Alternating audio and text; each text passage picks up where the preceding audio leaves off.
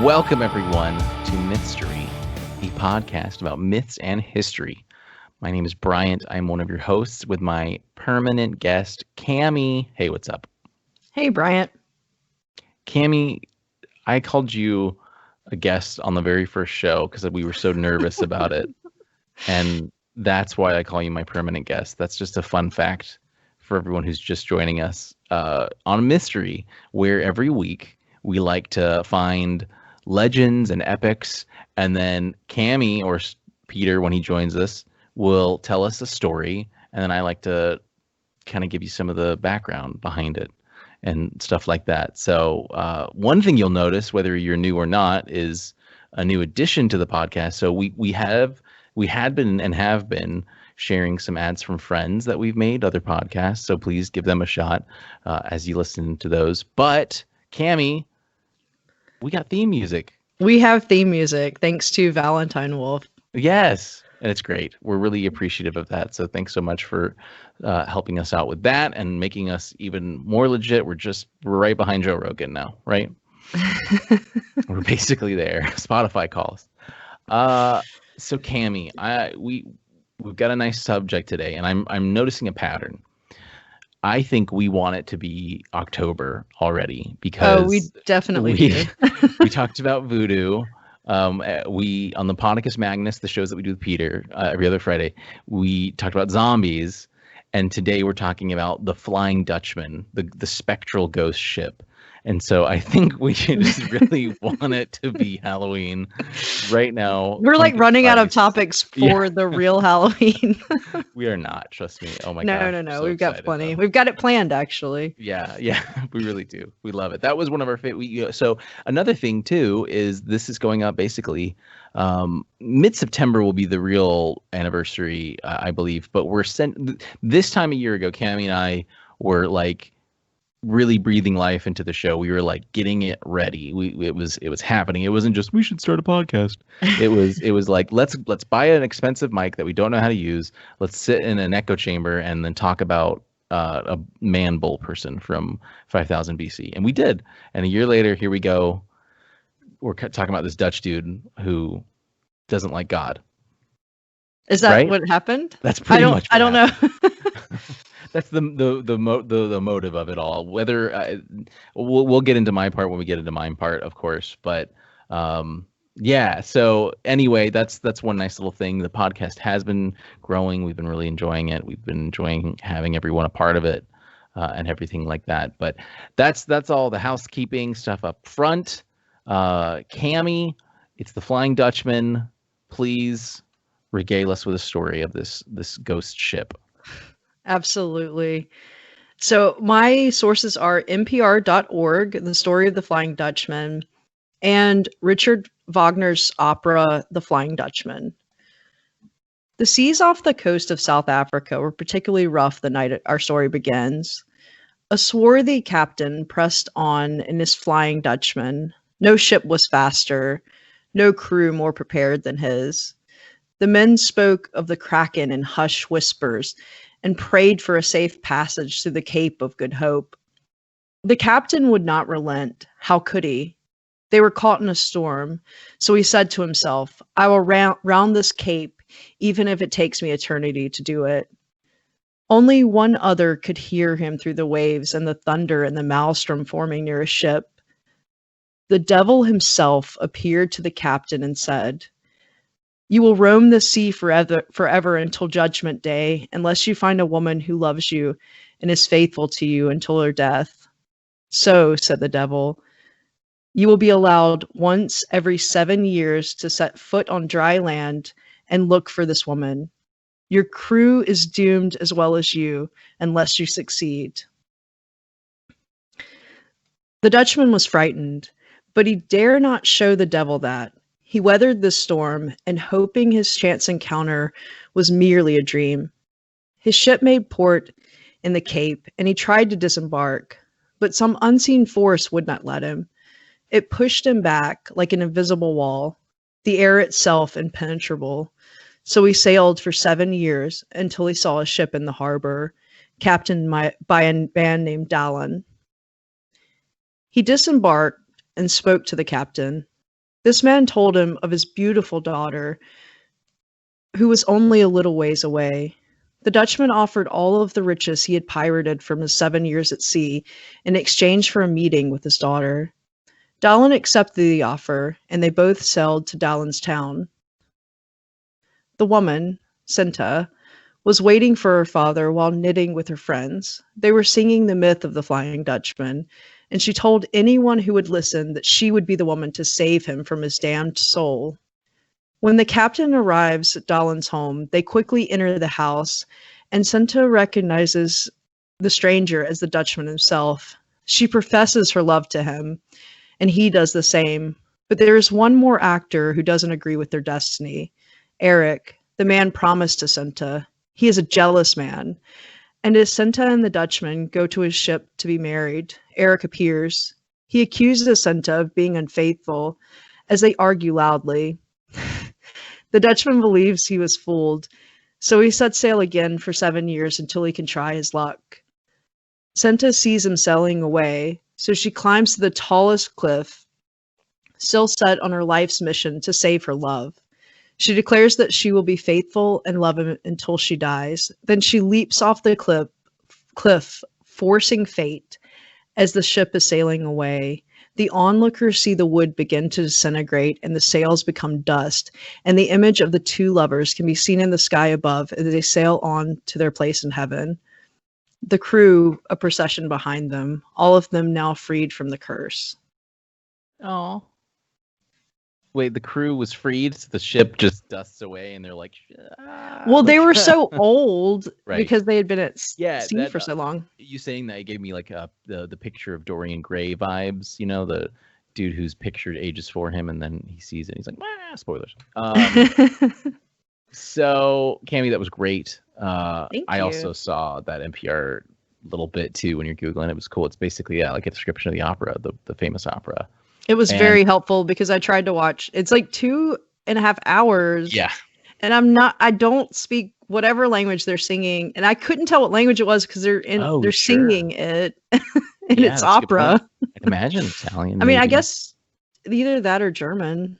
Yeah, that would make more sense too, I guess. There was plenty of German opera. Interesting. Well, another interesting thing. So Cammie and I, just to make sure, we Googled quickly Cape of Good Hope, just to make sure that's the southernmost kind of tip of Africa. I think, Cape goes around you. You go around the bottom. And we noticed the Cape of Hope, it's closed now. It's late here. It's 7:20 p.m. It opens up at 6 a.m. So hopefully, so if you want to go there, Dutchman's going around. He's it's closed. He does that for 7 years. It's kind of ridiculous. Like you'd think one day he'd wake up earlier. Upsetting. Yeah, it really is. So yeah, this is a nice story. I got a lot of William Tell vibes. We recently did on that ancient or that European story, and I get those vibes because this is sort of like a story that's been told, a spectral ship.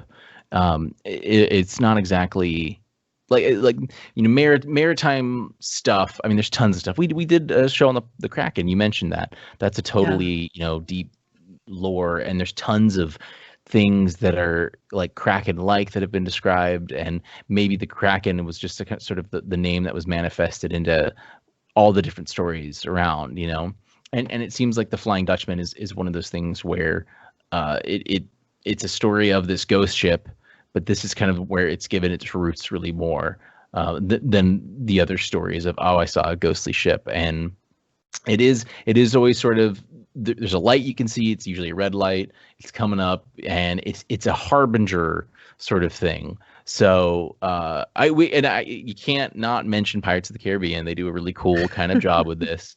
It was funny. I was looking at my sources, and one of the websites I was on was pirates.fandom.com, and I didn't realize it was like the Pirates of the Caribbean fandom website. I thought it was like, we are fans of pirates. Let's make a website. And so I was reading, and I was like, wait a minute, that's the plot of the second or third. And I was like, oh, but it's cool. They do a really cool job. They even throw in Davy Jones' locker with it, which is like a metaphor for the bottom of the sea.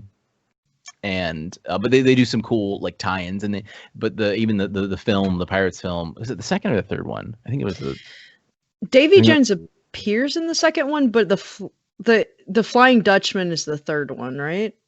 Like where he it's the same one. I don't it's know all what the I'm second talking one. about. Yeah, I think it's all the second one, because then the third one's the At World's End one. But anyway, yeah, they do a cool job. I really enjoyed their kind of spin on it, so here was this ship ever around? Well, through Britannica and allthat'sinteresting.com, there's a few bits that we have, and Captain Hendrik von der Decken, aka the Dutchman, departed Amsterdam for the Far East Indies, and loaded his ship with spices, silks, and dyes to sail back to the Netherlands.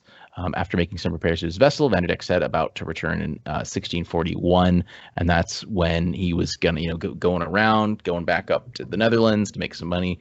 And there was a storm, and that's what happened. Well, apparently Van der Deck was around. I mean, the Dutch East India Company records. We have this guy.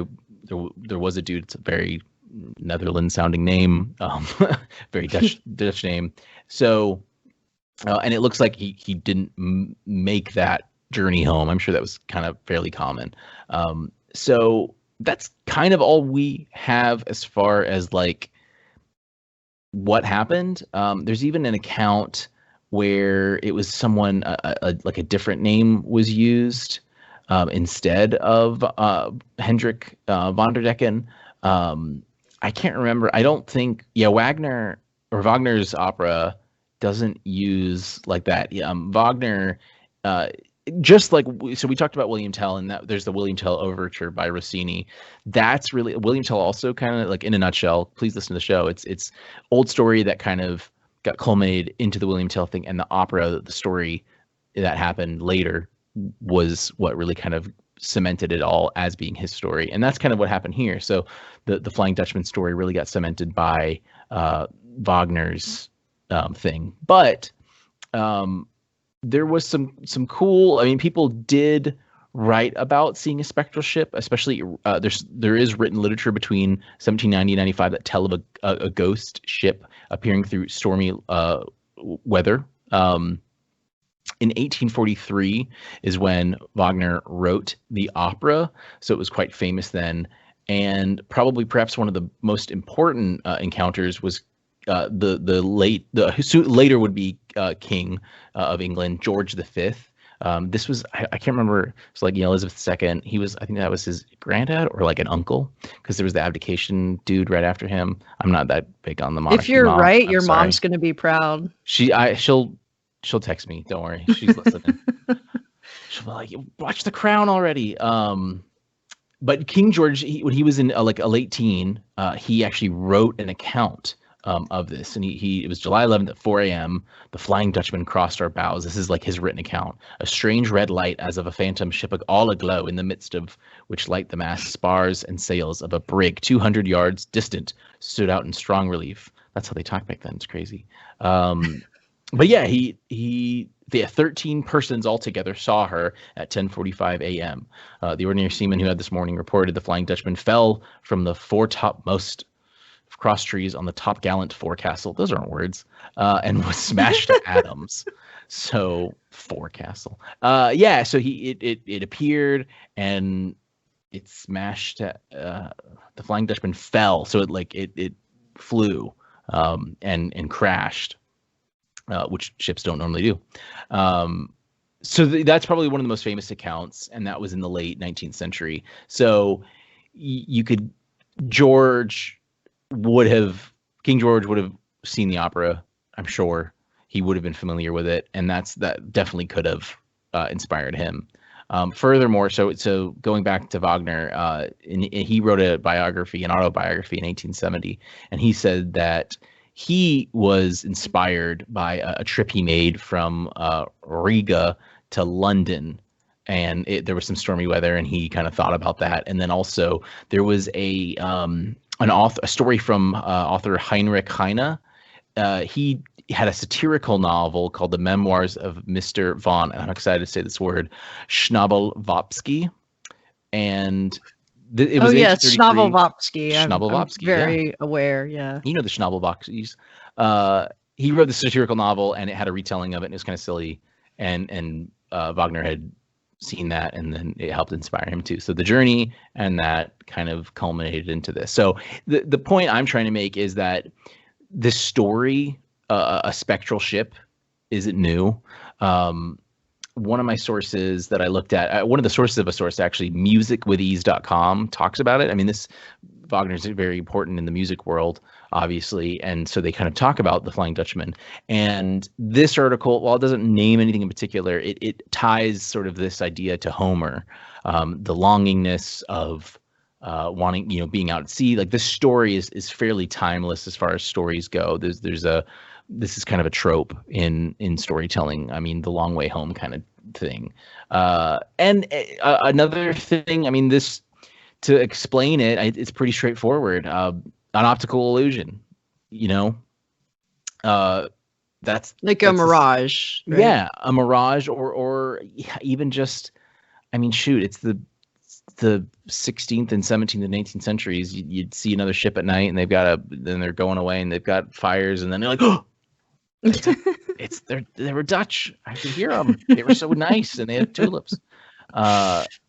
So it's pretty straightforward how this could happen, but it really was just like how Rossini's William Tell Overture really cemented the apple shooting tying, even though the apple shooting thing was attributed going back to like ancient Scandinavian Germanic stories and gods and stuff like that. That story retold over and over again became formally William Tell's thing through this opera, more so. And then the Flying Dutchman, it really became cemented because of Wagner's opera. And now it's even kind of changed further. I mean, I bet if I ask most people today, they'll immediately think of it through Pirates of the Caribbean, which again, I think does a really cool job of taking it and using that material. It's interesting. I expected it to be like a little bit more of a straight line, like, oh, this was this exact incident, that kind of thing. But no, the only thing really is that in some of the stories, it's like I said, in most of the cases, it's the captain and there's bad weather, and he's like, and in this case, you'd go like, God, please, God, like, let's get through this together, please. I'll, be a good guy, I promise. But in this case, he was like, brah, God, you're being mean. This is your fault. And that's why he gets done this way. There's also and this was kind of depicted in Pirates of the Caribbean. Oh, Captain Falkenberg, that's it. Another legend depicts Captain Falkenberg. That's the name. Sailing forever through the North Sea, playing dice for his soul with the devil. That was kind of a thing in the that was in Pirates. Pirates. The dice playing, yeah, the dice playing. So because they could play for each other's time on the ship. Right. Yeah. Poor Orlando Bloom. So that, yeah, there's these similar things, and again, those stories, selling soul to the devil, it's a nice merger of classic kind of European stories, not even just European, but just classic stories of man and folly and things like that. And the cool thing is, though, is just also the ship's doomed to sail forever. I think that the 7-year thing and all that goes back to Wagner, and he had to make it into like a presentable piece, and so he kind of changed it a little bit, but I think that kind of goes back to him. And what's interesting too is it like, well, I think in Pirates it was the one like attacking you. In this case, it's you see it and then the bad thing happens, similar to like a lot of things. The Mothman. Yeah, there you go. Yeah. I just want to put you on the spot. If you're we just talked about something else that was like that, though, and so I was trying to remember what it was that we talked about that was like that. I know. And I was like, I guess it's Mothman because I can't remember. Yeah, I can't remember either. I'm just too, like I said, we just want Halloween to be here now. But yeah, so it's well looked at. These stories are pretty old. There's other kind of versions of the story too. It's a really interesting subject. I'll have to say, yeah, I looked at All that's interesting. Ancientorigins.net also helped me kind of get around it as well. Historycollection.com, Britannica. I did look at the NPR piece, and then piratesfandom.com. I hope you remember. Please check that out. Pirates of the Caribbean. Yeah, it was all really cool stuff, though. So, that's essentially it. We have some evidence of Dutch captains. Right. And this one guy was supposed to go around Africa, but again, this is all pretty like that's what happened during the 1640s. That's what you did when you were Dutch. You sailed around Africa for spices. And that's essentially it. And so it's sort of like a culmination of these other stories that were about spectral ships and harbingers of doom and, God being at sea. There were so many myths and legends and things you do and stuff like that. It's not surprising that it kind of came like this, but we have Wagner in the most sense to bring it to where we know it now, and how like the Pirates of the Caribbean movies took it as well. They really based it off of Wagner's opera and stuff like that. So, and also I didn't look too much into it, but Wagner's opera apparently was very influential to the setup of like musical dramas and storytelling and stuff like that. So as we know them now, but I am not the one to talk about that. That's for NPR. Tune into your local station and donate to support. Well, Cammie, that was great. Thank you for your rendition of this Dutch spectral ship. I was going to mention something about how I remember seeing it in SpongeBob. They do a funny thing in that too. It was really great. Oh, really? What do they do in SpongeBob? I can't. A famous actor does the voice of the Flying Dutchman, and he's just very silly. That's it. That's all I remember. Yeah, I don't remember too much. I should have Googled it. I just thought about it now. I was like, do I need to mention anything else? And I was like, oh yeah, SpongeBob. But I did Google it. If you know, you know. It was really great. They did some silly stuff though, and that was. I guess I can say that's really the first time I ever heard about it too. Was through SpongeBob and then through Pirates of the Caribbean. So I wasn't listening to Wagner when I was a kid. Sadly, my parents didn't raise me that way. Mom, if you're still listening. But anyway, yeah, Cammie, that was great. Thank you so much. Everyone, thank you for tuning in. We really appreciate it. Please check us out. Our Facebook group is a great way to get in touch with us. We're also on Twitter. We'll post some little things here and there, and Reddit. Yeah, I think that's about it. Rate, review, subscribe. You said it this time. I know. I do want to call out, so it's valentinewolf.com, and wolf has an E on the end. If you want to check out more of their stuff, they have like a Bandcamp and a Patreon as well. Okay. And then also Rachel Williamson from Songs of the Siren did a nice little piece for us for our zombie episode. It was a rendition of Ellie from The Last of Us with some zombies behind her, like the clickers. So yeah, it was great. That's on the Facebook page definitely right now, check. too, right? Yeah, it is on our Facebook page, so definitely check that out too. And if you want to hear the entire piece, I think Bryant's going to do it right after the show ends. So if you want to hear the entire piece from Valentine Wolf, definitely check it out. Yeah, but yeah, that's all I have. Great. Well, Cammie, thanks again, and everyone. Thank you, Bryant. Yeah, we will see you all next time. Oh.